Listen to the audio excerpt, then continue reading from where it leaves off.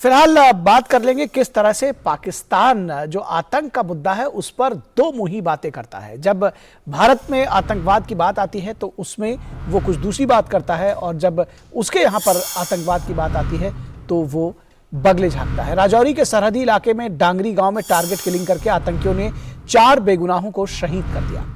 लश्कर तैयबा के TRF ने मासूम लोगों की हत्या की जिम्मेदारी ली है। लश्कर तैयबा का एक आउटफिट है जिसने इन मासूमों की हत्या की जिम्मेदारी ली है। नए साल में बॉर्डर के करीब हिंदू अल्पसंख्यक तबके को खौफजदा करके सरहद के पार से उसी पुरानी साजिश को अंजाम देने की कोशिश की जा रही है। जम्मू कश्मीर में आतंकी संगठनों पर प्रहार करके सुरक्षा बलों ने सरगर्म तंजीमों की कमर तोड़ दी है। लगातार एक के बाद एक प्रहार किया जा रहा है, लेकिन टारगेट किलिंग के जरिए सीमा पार के आका अपनी उपस्थिति दर्ज कराना चाहते हैं। वो ये बताना चाहते हैं कि वो अभी खत्म नहीं हुए हैं।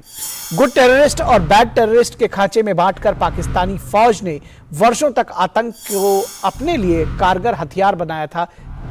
आतंक को पोषित किया था। लेकिन आज ये फौज भी मान रही है कि ये आतंकी पाकिस्तान के सबसे बड़े दुश्मन बन गए हैं। पाकिस्तान के नेशनल सिक्योरिटी कमेटी ये मान रही है कि पाकिस्तान के आर्थिक संकट की वजह आतंकी वारदातें ही हैं। पिछले 1 साल से तहरीक तालिबान ने पाकिस्तान में दर्जनों हमलों को अंजाम दिया है। एक के बाद एक तहरीक तालिबान ने दर्जनों हमलों को अंजाम दिया है। पाकिस्तान अब आतंक की समस्या की जड़ अफगानिस्तान में ढूंढ रहा है,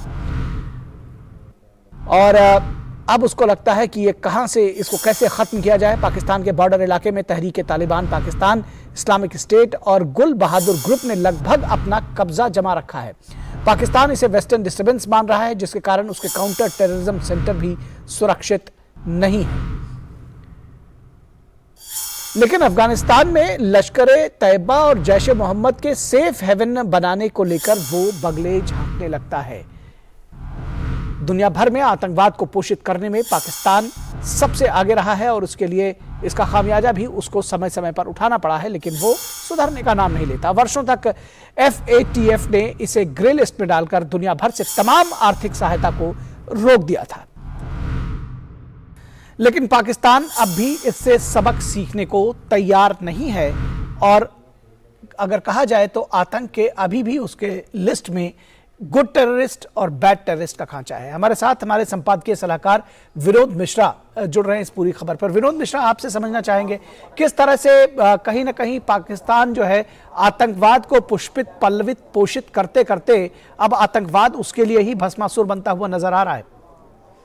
निखिल, सबसे पहले तो हम अपने यहाँ का जो सबसे दुखद घटना है, कल आप देखिए कि जिस तरह से एक टारगेट किलिंग में 4 निर्दोष लोगों को कि बॉर्डर के रजौरी के जस्ट एक गांव का में जाके और 2 बंदूकधारी ने 4 लोगों पे अंधाधुंध फायरिंग की और उसको मौत के घाट उतार दिया। आप ये देख सकते हैं कि ये जो टारगेट किलिंग का आप इस दौर का जो आप देखें कि जहाँ पे जम्मू कश्मीर में जो सिक्योरिटी फोर्सेज जो है एक तरह से उसकी कमर तोड़ दी है। आज के दौर में आप जम्मू कश्मीर में कहीं भी किसी भी तंजीम का कोई एक बड़ा कमांडर वहाँ पे एग्जिस्ट नहीं करता है। अभी ये पक्की बात है कि आर्मी ने इस तरह के इंश्योर किया है कि जिसके खिलाफ में जो बंदूक उठाया है उसका जो कम से कम उम्र है वो महीने से 2 महीने के बीच में है। इसके बाद भी अगर इस तरह की टारगेट किलिंग है तो आप कह सकते हैं कि ये नासूर जो है वो एकदम बिल्कुल सरहद पार से उसकी चीज़ें सब कुछ एकदम कंट्रोल में है, और इसी के कारण जो है इस तरह के गाहे बगाहे घटना जम्मू कश्मीर में आपको चाहे जम्मू के रीजन में दिखे हो या कश्मीर के रीजन में इस तरह की घटनाएं आपको दिखती है। ये बहुत ही आप कह सकते हैं कि दुर्भाग्यपूर्ण है। और आज आप देख रहे हैं कि जम्मू में जिस तरह से आक्रोशित लोगों ने बंद किया का आह्वान किया है, वहाँ पे लोग धरने पे हैं, प्रोटेस्ट कर रहे हैं। जाहिर सी बात है सरकार की तरफ से एक बात की सुरक्षा को लेके एक बड़ी जिम्मेदारी तो उनके सामने में है, लेकिन आप ये ग्रामीण इलाकों में और सरहदी इलाकों में इस तरह की सिक्योरिटी हर के घर में हर जगह पहुंचाना भी मुश्किल है। लेकिन इसके बावजूद भी सरकार का जो इंतजाम है, कम से कम सुरक्षा बलों ने जिस तरह से चौकस वहाँ की व्यवस्था की है, उसमें किसी तंजीम का अब इस तरह से सर्वाइव करना तो मुश्किल काम है, लेकिन वो अपना प्रेजेंस दिखाने के लिए इस तरह के गाहे बगाहे टारगेट किलिंग को अंजाम देने में लगभग कभी ना कभी कामयाब हो जाते हैं। निखिल, जहां तक रही बात आपने सवाल में उठाया पाकिस्तान की तरफ से, तो देखिए पाकिस्तान में पिछले 10 दिन से नए आर्मी चीफ बनने के बाद ये पूरे जो वहां पे लोकल इंतजामिया, लोकल एडमिनिस्ट्रेशन है, उसके तरफ से लगातार मीटिंग हो रही है। वो ये बात मान रहे हैं कि पाकिस्तान जो एक फेल्ड नेशन है उसके पीछे कहीं ना कहीं ये आतंकवाद है, और इस आतंकवाद को लेके वो इतना कंसर्न है कि फौज खुद एक बात के लिए, जो वहाँ के पॉलिटिकल इंतजामिया है, पॉलिटिकल लोग हैं, उनको एक बात के लिए रिस्पॉन्सिबिलिटी लेने के लिए कह रहे हैं कि आप इसकी बड़ी जिम्मेदारी लीजिए, क्योंकि फौज के लगभग ये बात हाथ से निकलते हुए दिख रही है। निखिल जी, निश्चित तौर पर ये एक देखने की बात होगी, लेकिन जिस तरह से पाकिस्तान ये जो दोहरा रवैया अपना रहा है, पूरी दुनिया उसको देख रही है, कहीं ना कहीं नियंत्रित करने की जरूरत उसको इस लिहाज से भी है कि सिर्फ भारत ही नहीं बल्कि पूरी दुनिया के लिए चैलेंज है, क्योंकि जब वो बात सेफ हेवन की होती है और आतंकी सिर्फ भारत ही नहीं बल्कि तमाम दूसरे मुल्कों में भी जाते हैं और पाकिस्तान में पनाह पाते हैं। निखिल, आपको याद होगा कि जब ट्रंप साहब प्रेसिडेंट थे अमेरिका में, पहली बार एक अमेरिकन प्रेसिडेंट ने खुल के अपनी बात को सामने में रखते हुए कहा था कि पाकिस्तान ने अब तक दुनिया को बेवकूफ़ बनाया है टेररिज्म के नाम पे। इस टेररिज्म के नाम पे पाकिस्तान ने अरबों डॉलर विदेशों से कमाया है, विदेशों से लिया है कि हम आतंकवाद के खिलाफ लड़ेंगे, और अमेरिका के का जो अभियान है, जो टेरर के खिलाफ में जो उसका अभियान था, उसको साथ देंगे। लेकिन उसका हुआ क्या कि आप देखिए ओसामा बिन लादेन वही पाकिस्तान में पकड़ा गया एबटाबाद में, उसको अमेरिकन फोर्स ने किसी तरह से वहाँ पे ख़त्म किया था। तो ये सारी चीज़ें हैं कि पाकिस्तान लगातार पूरी दुनिया को बेवकूफ़ बनाता रहा है आतंकवाद के इशू पे, और वो एक तरह से अपने सोर्स का एक बड़ा इनकम, और आप कह सकते हैं कि अपने एक डिफेंस और अपना एक फॉरेन पॉलिसी बनाया हुआ था, जो फॉरेन पॉलिसी लगभग इस दौर में जब पाकिस्तान पूरे आर्थिक रूप से आप कहें कि एकदम पाकिस्तान करप्ट हो गया है, बैंकरप्ट हो गया है, वहाँ की चीज़ें एक एक लोगों को एक खाने पीने की चीज़ें अब मुहैया कराने में सरकार के पसीने छूट रहे हैं। तो इस हालत में वहाँ इंतजामिया ने, वहाँ एडमिनिस्ट्रेशन और फौज ने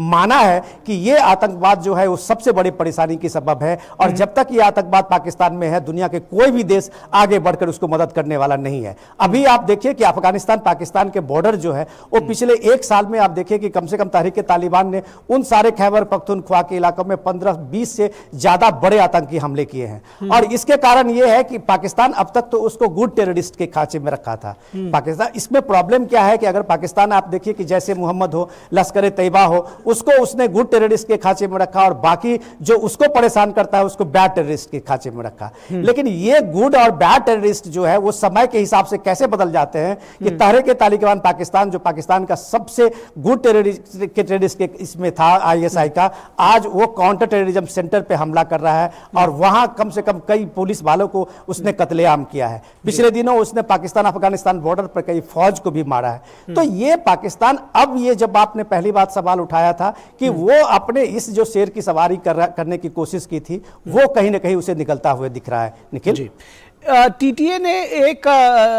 पैरेलल कहीं ना कहीं कैबिनेट की भी घोषणा कर दी है पाकिस्तान में, और खैबर पख्तूनख्वा से लेकर के जो तमाम जो दूसरे इलाके हैं वहां पर वो एक पैरेलल गवर्नमेंट तक चलाने की कोशिश कर रहा है। तो कितनी मुश्किलें अब पाकिस्तान के लिए आने लगी हैं। आर्थिक संकट के दौर से तो गुजर ही रहा है, अब जो उसका किया धरा है वो उसको ही कहीं ना कहीं उसके सामने आ रहा है। लेकिन बिल्कुल आपने देखा होगा कि अभी जो सिक्योरिटी काउंसिल की मीटिंग में जब पाकिस्तान के फॉरेन मिनिस्टर बिलावल भुट्टो ने आतंकवाद का ये कश्मीर का मुद्दा उठाया, तो हमारे फॉरेन मिनिस्टर ने उसको जवाब देते हुए कहा था कि आप जब अपने बगीचे में सांप पालोगे तो ऐसा नहीं होता है सिर्फ वो पड़ोसी को ही काटेगा, वो कभी न कभी आपको भी डसेगा। तो ये उनके जो पाले हुए सांप हैं वो आपको उनको डस रहे हैं, और इसमें ऐसा डसने का मतलब यह है पूरे के पूरे इकोनॉमी जो है पाकिस्तान को उसने एक तरह से डस लिया है। तो ये सीधे सीधी बात है कि जब पाकिस्तान आप देखिए अफगानिस्तान में जब ये चुनी हुई सरकार को वहां कुप करके तालिबान ने हटाया था, तो आप देखिए सबसे ज्यादा जश्न जो है वो पाकिस्तान में मनाया गया। पाकिस्तान में मुझे उनको लगा कि शायद पाकिस्तान का एक एक्सटेंशन अफगानिस्तान में मिल गया है, लेकिन ऐसा होते हुए दिखा नहीं। साल भर के अंतर में देखिए कि पाकिस्तान अफगानिस्तान के बॉर्डर पे दोनों तरफ के तालिबान और पाकिस्तान की फौजें आमने सामने में है, और ये इस तरह की लड़ाई शुरू हुई है कि अब पाकिस्तान जो है अफगानिस्तान को किसी भी हालत में उसको आप ये कह सकते हैं कि एक वेस्टर्न डिस्टर्बेंस का नाम दे रहा है। अब पाकिस्तान के जो पॉलिसी मेकर हैं वो मान रहे हैं कि ये वेस्टर्न जो डिस्टर्बेंसेज है जिसको अफगानिस्तान का नाम देता है, इसके कारण पाकिस्तान की तंगी हालत जो है और दिनों दिन बढ़ती जा रही है, और ये समस्या की जड़ में सिर्फ वो आतंकवाद है। निखिल जी, निश्चित तौर पर बहुत शुक्रिया इस तमाम बातचीत और जानकारी के लिए विनोद मिश्रा।